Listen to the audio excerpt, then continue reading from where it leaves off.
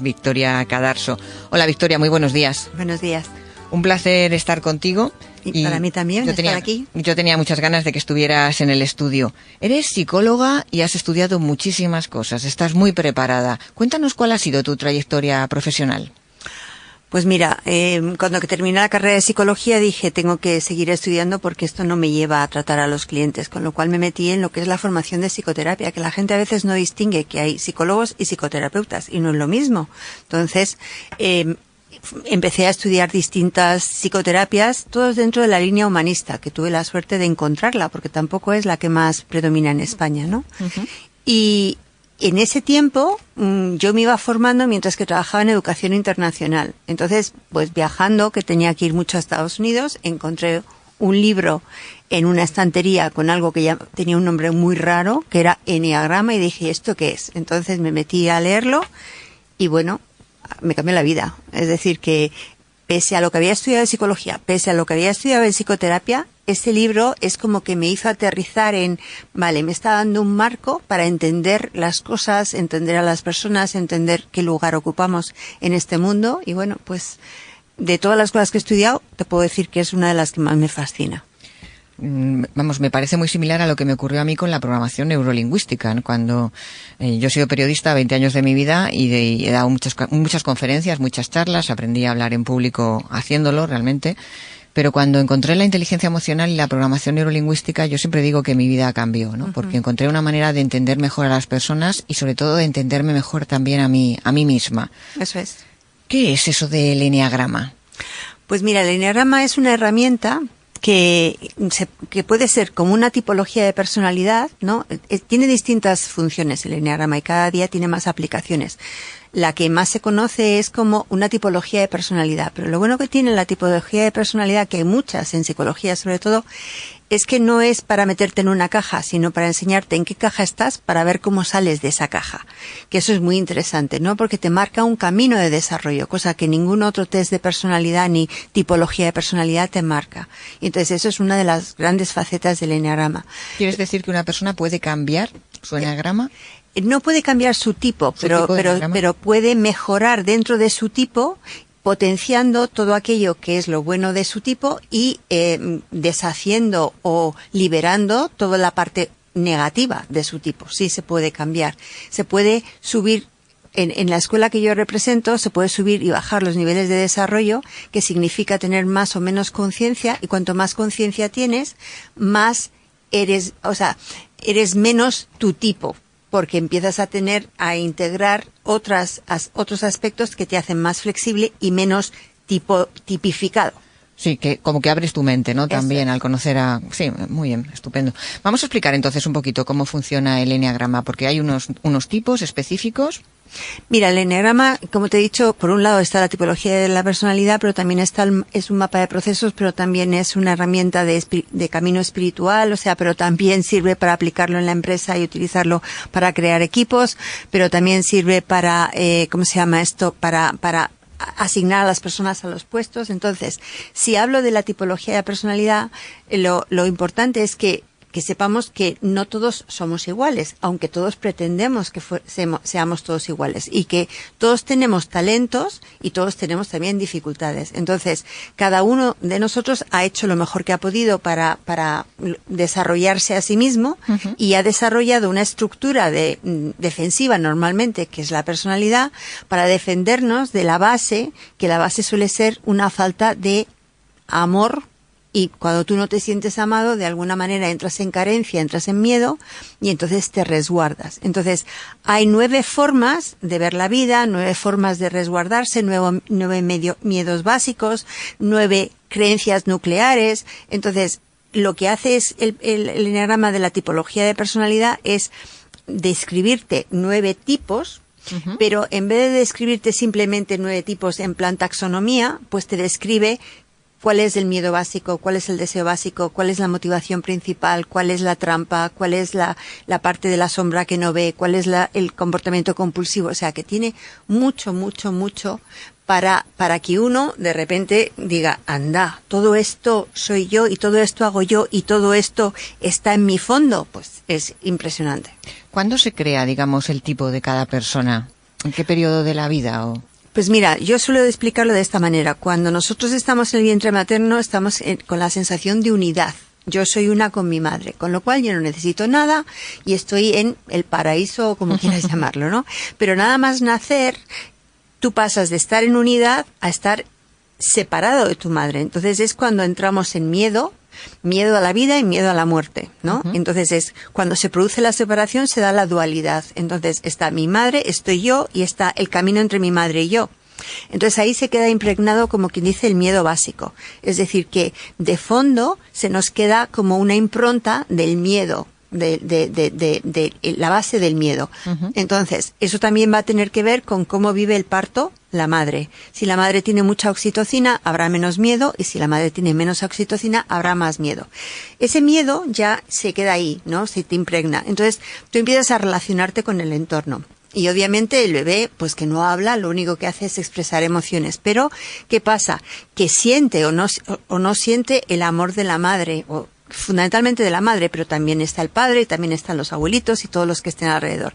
Y entonces va creando lo que se llama un apego. Si genera un apego seguro, el miedo se va disipando. Pero si no genera un apego seguro, sino variedades del apego inseguro, pues ya va generando una estructura defensiva. Esa estructura defensiva se va reforzando según va pasando los años. Cuando más menos se consolida la personalidad es cuando más menos el niño pasa del pensamiento concreto al pensamiento abstracto. Y eso es alrededor de los 6 años. Lo que pasa es que ahora va todo más rápido porque todos los niños ya con los aparatitos estos, va todo mucho más rápido. Entonces es cuando el niño se explica a sí mismo cómo es su vida. Es cuando los psicólogos analistas transaccionales dicen que se forma el guión de vida inconsciente. Entonces, ese guión de vida puede mantenerse en el tiempo o se puede confrontar en la adolescencia. Entonces, realmente formarse la personalidad es en la adolescencia, pero no se confirma hasta los 20 y tantos, que es cuando pega el último estirón el cerebro, que se termina de consolidar ahí, que es cuando entra más el neocórtex frontal con la empatía y la sensibilidad social. Pero la base está establecida antes de los 7 años. Vale, entonces ahora si te parece, vamos a hacer un repaso de los 9 tipos para que nuestros oyentes que están en casa diciendo, bueno, yo, a ver, ¿en qué tipo del eneagrama estaré, digamos, incluido? Bueno, a ver si ellos mismos se pueden identificar. ¿Te parece? Esto es muy estereotipado, pero ciertamente sí. Y además te lo voy a unir un poquito con la PNL, ¿no? Es decir que yo siempre empiezo por el 8, ¿no? Porque hay 3 tipos que pertenecen a la tríada del instinto, 3 tipos que pertenecen a la tríada del corazón y 3 tipos que pertenecen a la tríada de cabeza, ¿no? Entonces funciona por 3 por 3, ¿no? Entonces, si empiezo por el 8, serían los tipos que pertenecen a la tríada del instinto, y la tríada del instinto son personas más corporales. Corporales no porque sean más grandotas, sino corporales porque están más en contacto con sus sensaciones físicas. Y uno diría, no todo el mundo está en contacto con sus sensaciones físicas. No, hay personas muy mentales que están desconectados en gran parte de sus sensaciones físicas, ¿no? Entonces, cogiendo los instintivos, tendríamos el 8. ¿Y por qué les llamamos por números? Para que no haya ninguno mejor que otro. Entonces, aunque el 8 también en algunos libros tienen un nombre, entonces el tema es que cuando tú le das un nombre a un tipo, de alguna forma te gusta más o te gusta menos. Así que voy a seguir con los números y no voy a darles nombres. Muy bien. ¿Vale? Entonces, el 8 es un tipo que por un lado está muy en contacto con su cuerpo, en el sentido de que siente las sensaciones físicas mucho y además también las expresa. Entonces es un tipo que se hace notar, que cuando llega a un sitio quiere que se le note. Y lo que hace es marcar las distancias entre yo y el otro para asegurarme de que el otro no me va a agredir a mí. Porque el miedo básico que está detrás de todo este comportamiento es que tienen miedo a ser vulnerables, con lo cual lo que hacen es una contraposición y se refuerzan haciéndose los fuertes, pero en el fondo se sienten tan vulnerables como puede ser cualquier otro. Entonces toda la estructura de la personalidad gira alrededor del miedo básico, que es miedo a ser vulnerable, a que los otros me controlen o que me hagan daño. Entonces hace una compensación. Entonces es un tipo que se manifiesta hacia afuera, es asertivo. En los niveles sanos es un tipo muy emprendedor, es muy arriesgado y en los niveles más sanos puede generar en el tipo antisocial. Es decir, que como está tan centrado en sí mismo, no tiene en cuenta a los demás. Entonces, veis que el tipo puede variar si está en un nivel sano, en un nivel medio o en un nivel malsano, ¿no? Entonces, si le queremos dar un nombre al 8, pues normalmente le llamamos en la escuela de Riso y Hudson, que trata de darle nombres neutrales, el retador. Es una persona que se reta a sí mismo y que reta a los demás. Voy a conseguir tal cosa. Me lo he propuesto, ¿no? Entonces, ese sería una descripción. El siguiente dentro de la tríada del instinto sería el 9, ¿no? Y el 9... Estos de la tríada del instinto son los que se relacionan más con la kinestesia en programación neurolingüística. Eso es, vale. Exactamente. Eso es precisamente. Entonces, el 9 está muy en contacto con sus sensaciones, pero precisamente le asustan sus sensaciones. Es decir, que es como si captara todos los estímulos del exterior y los estímulos del interior. Entonces estuviera sobrecargado. Entonces, como está sobrecargado de estímulos, no los descarga como el 8.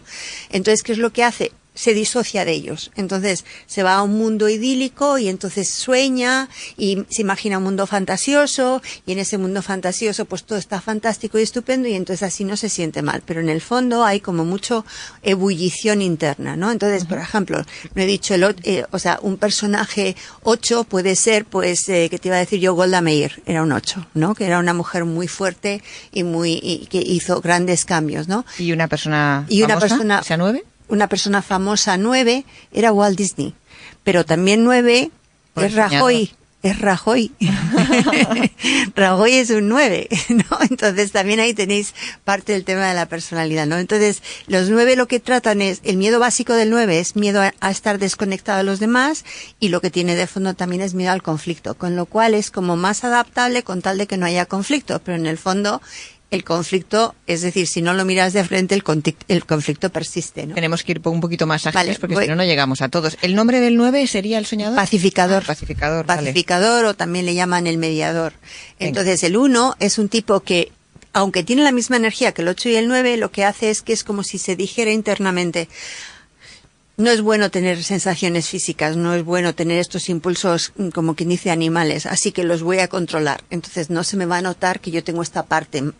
Entonces voy a tratar de potenciar fundamentalmente la parte racional, pero físicamente siente lo mismo que siente el 8 y lo mismo que siente el 9, porque está muy en contacto con sus sensaciones físicas, pero las controla. Entonces sería una persona como más estricta consigo mismo, más disciplinada, porque tiene miedo a no ser bueno, a no ser íntegro, a no ser honesto. Entonces, ¿qué es lo que hace? Pues trata de ser bueno, íntegro, honesto, ético. Sería una Margaret Thatcher. Es el tipo 1. Y entonces, en la escuela que yo represento, le llaman el reformador, porque es una persona que quiere reformar el entorno, quiere reformarse a sí mismo, quiere hacer que las cosas sean pues lo mejor que puedan ser, porque es muy idealista y muy de principios. Entonces ya entramos en la tríada del corazón. La tríada del corazón tiene más que ver con las relaciones, tiene más que ver con la autoestima.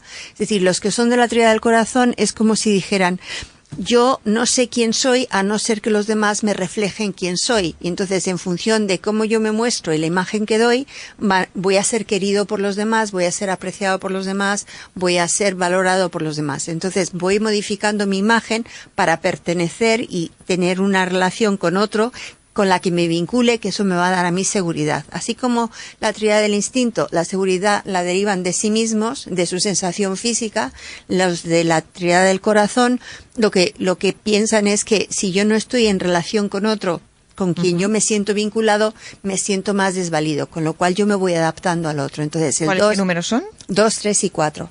Entonces, el ¿Se 2 corresponderían en cuanto a PNL?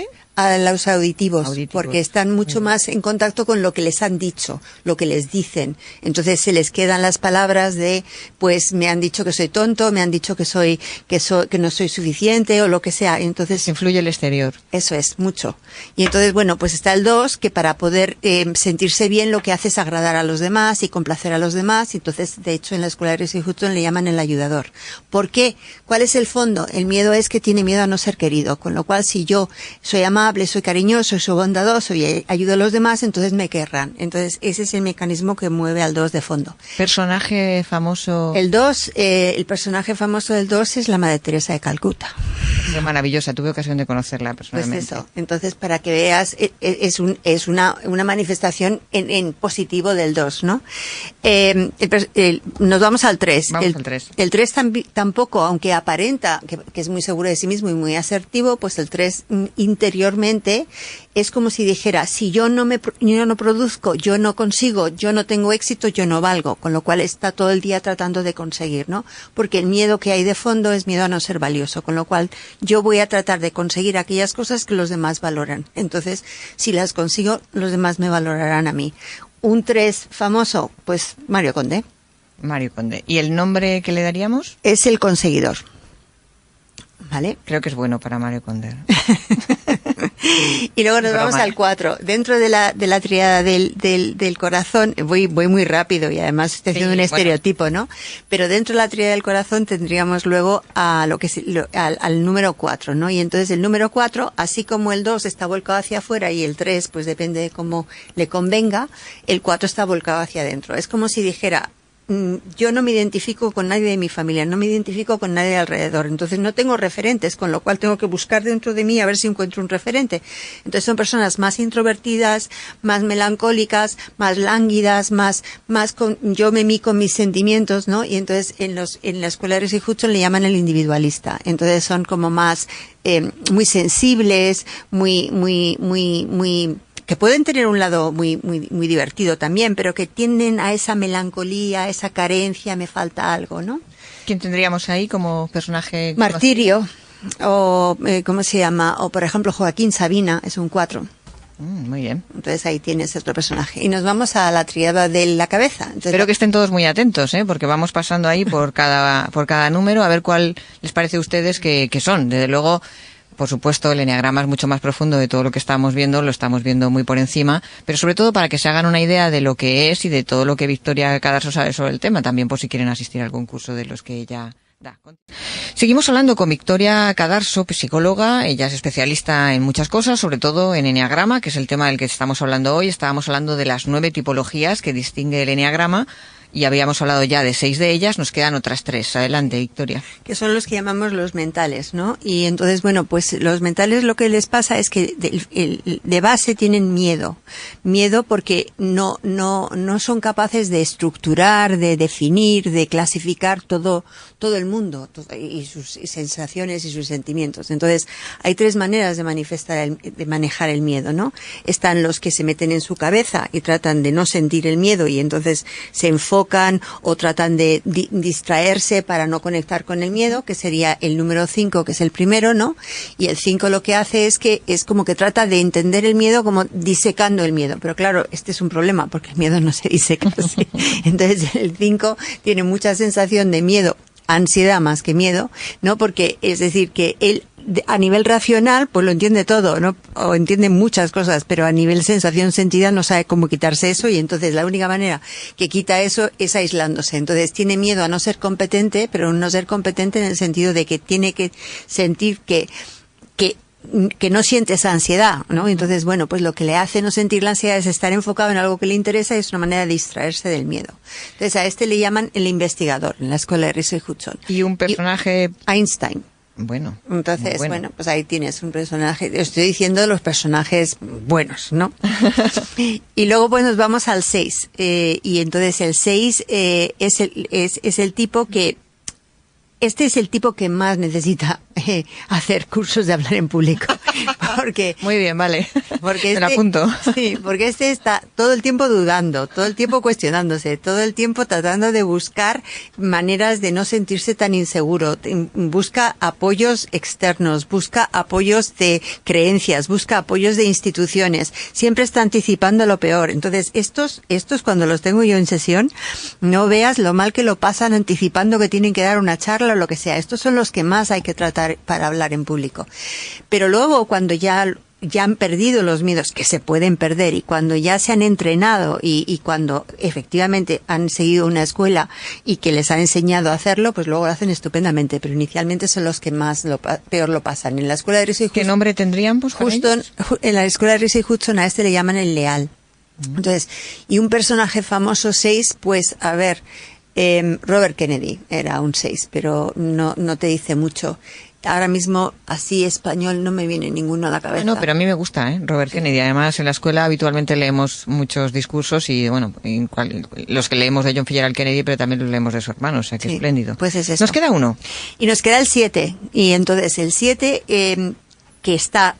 O sea, el 7 puede ser bastante piquito de oro, ¿no? Pero lo que pasa es que el 7 lo que más le interesa es disfrutar de la vida, es pasarlo bien.